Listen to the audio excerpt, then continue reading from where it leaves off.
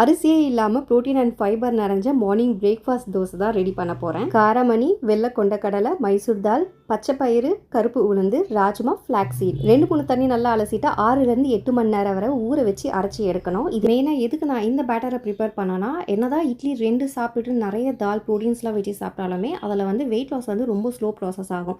So weight loss and fat loss வந்து குயிக்காக ஆகிறதுக்காக தான் நான் வந்து இந்த பேட்டரை வந்து ப்ரிப்பேர் பண்ணியிருக்கேன். ப்ளஸ் வந்து ப்ரோட்டீன் ரிச்சாகவும் சாப்பிட்லான்னு சொல்லி தான் நான் பண்ணியிருக்கேன். மாவு நல்லா அரைச்சி எடுத்த பிறகு உப்பு தண்ணி ஆட் பண்ணி 1லேருந்து 2 மணி நேரம் அளவுக்கு நான் புளிக்க வச்சிருக்கேன்.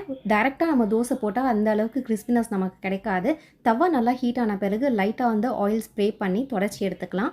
தவாவில் திருப்பி வந்து தண்ணியை தெளித்து அதுக்கப்புறமா தோசை ஊற்றுங்க. நல்லா கிறிஸ்பியான தோசை சூப்பராக உங்களுக்கு வரும்.